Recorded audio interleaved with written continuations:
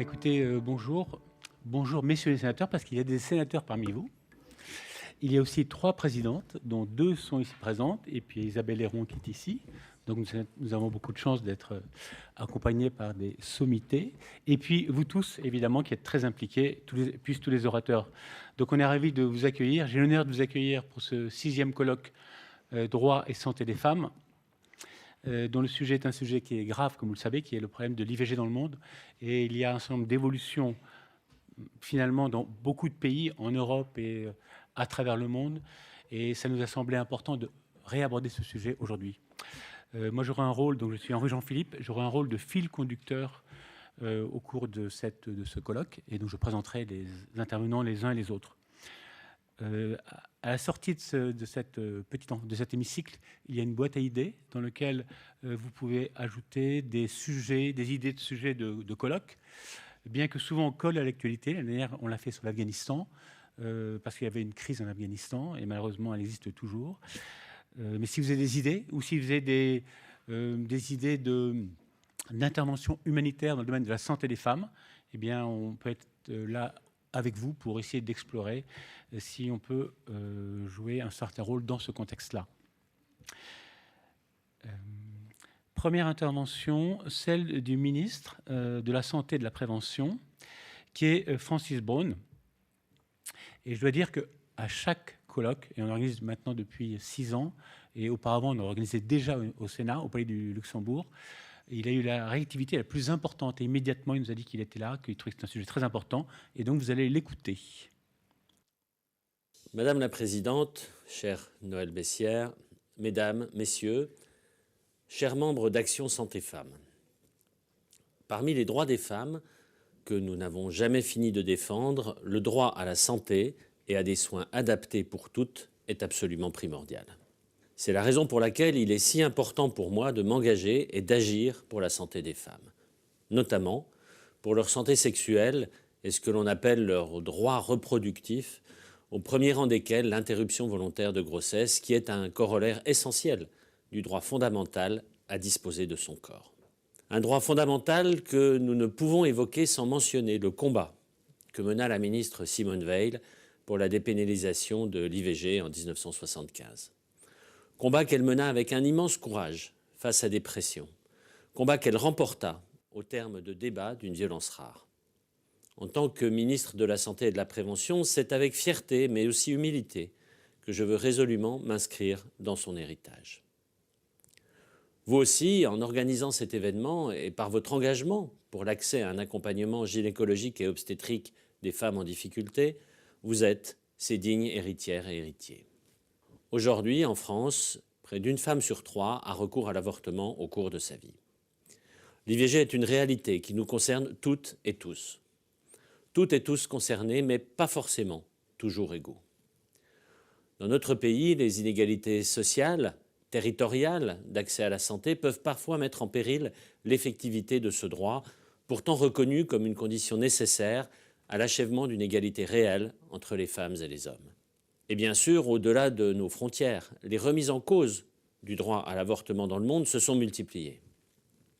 Aux États-Unis, la révocation en juin dernier de l'arrêt Rose versus Wallace constitue une régression historique pour les droits des femmes. Et cela jusque dans l'Union européenne, en Pologne. Depuis janvier 2021, l'avortement n'est autorisé qu'en cas de viol ou de danger pour la vie de la femme. Ce sont les mots d'une autre Simone, Simone de Beauvoir, qui me viennent alors à l'esprit. N'oubliez jamais qu'il suffira d'une crise politique, économique ou religieuse pour que les droits des femmes soient remis en question. Ces droits ne sont jamais acquis, vous devrez rester vigilante votre vie durant. Plus que vigilant, le gouvernement et mon ministère s'engagent très concrètement pour que le droit à l'avortement soit conforté et son accès mieux garanti. Ainsi, en France, l'année 2022 a été marquée par plusieurs évolutions importantes, renforçant l'accès à l'IVG pour toutes les femmes. Le budget de la sécurité sociale 2023 renforce en amont la protection des femmes contre les grossesses non prévues, en généralisant à toutes, sans limite d'âge, la délivrance de la contraception d'urgence, 100% prise en charge et sans ordonnance. Aussi, le délai légal d'IVG a été porté l'an passé de 12 à 14 semaines et le délai de réflexion, auparavant de 48 heures, a été abrogé. En parallèle, nous avons lancé récemment une expérimentation qui permet aux sages-femmes de pratiquer les IVG instrumentales, dans certaines conditions bien sûr et dans un cadre sécurisé. Les sages-femmes pouvaient déjà, depuis 2016, pratiquer les IVG médicamenteuses. Ce nouvel élargissement de compétences va être généralisé fin 2023.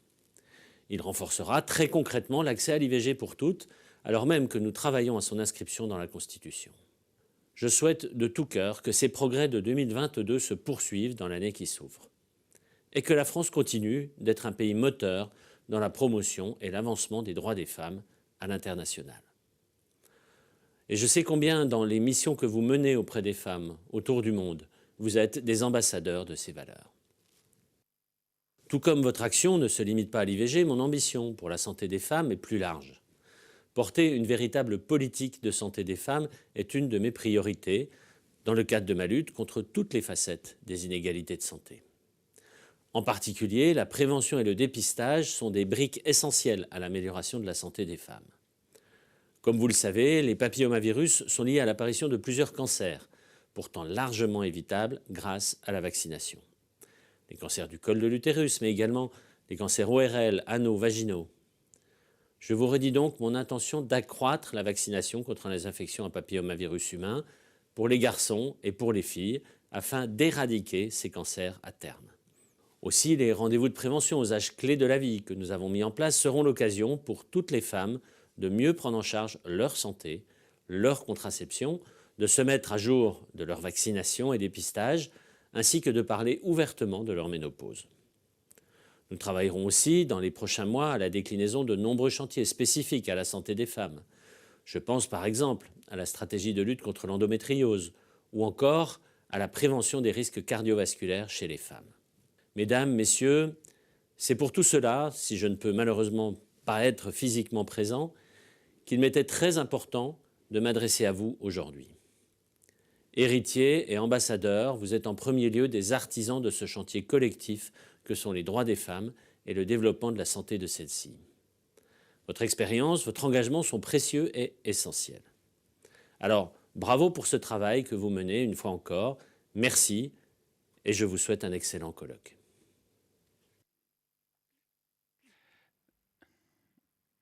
Je crois que c'est un message. Oui, peut-être que c'est un message vraiment, vous voyez, positif. Et je crois que ce soutien, nous dans nos actions, Noël Bessière va vous présenter notre travail, nos actions. Mais dans nos actions, les ministères nous soutiennent. Et on a eu un soutien très important du ministère des Affaires étrangères. Je crois que il y a une prise de conscience du rôle qu'ASF joue. Et c'est grâce à Noël Bessière, qui est notre présidente depuis maintenant 2 ans, qui a succédé à André Benbassa, qui avait finalement fondé cette association, cette ONG. Et je dois dire que le dynamisme de Noël Bessière, assez incroyable, a créé ce qu'elle va vous présenter, c'est-à-dire un programme incroyable. Bonjour. Il est en route, le micro ? Oui, le micro est en route, mais ça, c'est pas en route. C'est bon. Check. C'est celui du bas. Celui du bas, là ? J'ajoute à ce que vient de dire Henri Jean que tout ce travail est collectif.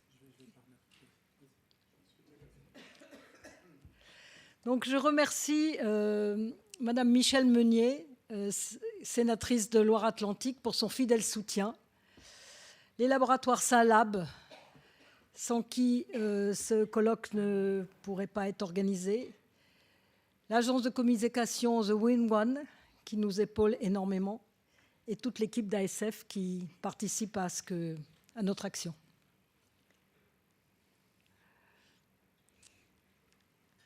Donc c'est une ONG en santé maternelle, une ONG dédiée à la santé des femmes au travers le monde, toutes ces femmes en grande difficulté.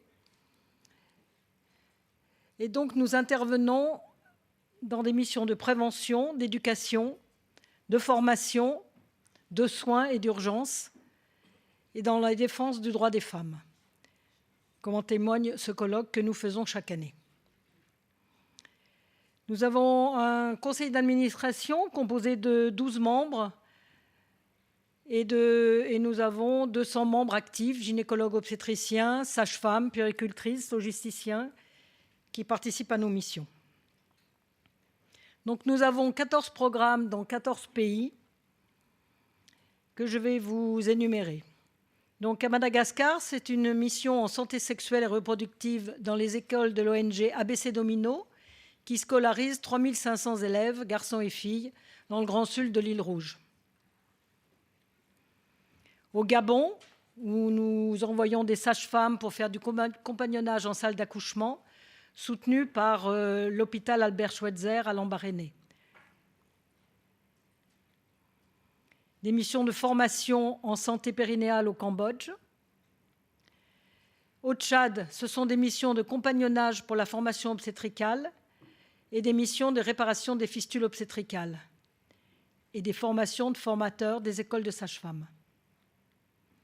En Haïti, où c'est difficile d'aller actuellement vu le contexte politique, nous faisons de la formation de formateurs en école de sages-femmes, de la formation de formateurs en santé sexuelle et reproductive et des consultations dans une unité mobile sur la commune de Jérémie.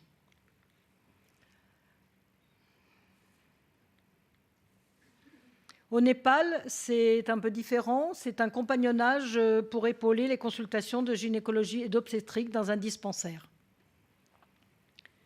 Au Vietnam, ce sont des missions de recherche sur la médicalisation des accouchements. En République démocratique du Congo, nous avons 2 programmes. Celui qui consiste en un compagnonnage et un enseignement en obstétrique et chirurgie gynécologique à l'hôpital de Panzi chez Dr Mukwege. Et un deuxième programme soutenu par le programme Promequin à Kinshasa, où on soutient la mise à jour de 2 maternités de Kingasani et de Binza. En Guyane, c'était des missions d'accompagnement des sages-femmes et puéricultrices en maternité. Au moment presque qui ont démarré, ces missions ont démarré au moment du Covid, où ils étaient très à court de personnel en Guyane. À Mayotte, c'était des missions d'accompagnement pour la mise en place d'un secteur d'HAD obstétrical pour l'hôpital de Mamoudzou. En Arménie, c'est des missions de soins et d'éducation. Et notre mission phare en ce moment auprès des réfugiés ukrainiennes ont d'abord eu lieu en Pologne, puis maintenant en Roumanie, puisque le flux des réfugiés ne passait plus par la Pologne. Donc on mène actuellement une action en Roumanie soutenue par le ministère des Affaires étrangères français. Et nous faisons des consultations de l'école des mères de lutte contre les violences faites aux femmes. Et notre action en France, elle est principalement donc sur ces colloques que nous faisons chaque année. L'avant-dernier colloque était concerné les femmes afghanes et aujourd'hui l'IVG dans le monde. Nos actions vont se poursuivre en 2023 telles que je viens de vous les exposer. Je vous remercie.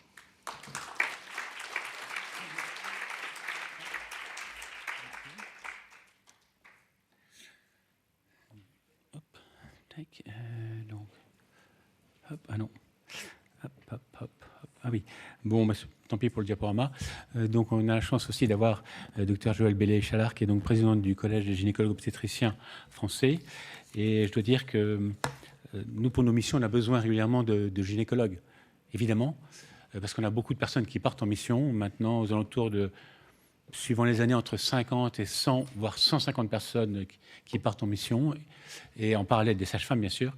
Et eh bien, évidemment, nous avons des ressources internes, mais sans l'aide de Joëlle Bellé-Chalard, ça serait impossible, parce qu'il y a une diffusion de l'information qui est immédiate à chaque fois. Donc merci, en fait, Joëlle, pour cela, et puis pour tout ce que tu fais, bien sûr, en France.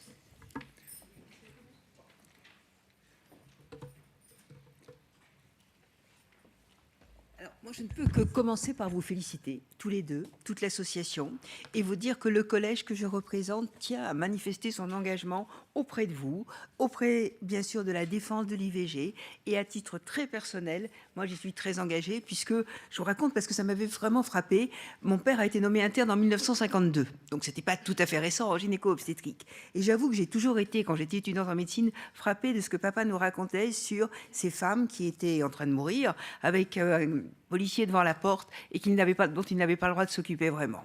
Et moi, ça me semblait tellement aberrant, ces histoires, ça m'a toujours frappée et je m'étais toujours vraiment engagée. Je pense, comme Simone Veil, qu'aucune femme ne fait une IVG de gaieté de cœur, mais je pense aussi que c'est un droit et qu'il faut continuer à se battre. J'ai beaucoup aimé l'allocution de M. Braun, il a raison, c'est un droit qui, à mon avis, est tout le temps menacé, ça c'est vrai, et il faut s'engager. Et je tiens vraiment à ce que le collège s'engage, je crois que je vous l'ai montré, et continue à être présent et à t'aider, ça coule de source. Je suis ravie de voir que vous êtes aussi nombreux aujourd'hui et je ne peux que vous dire bon colloque.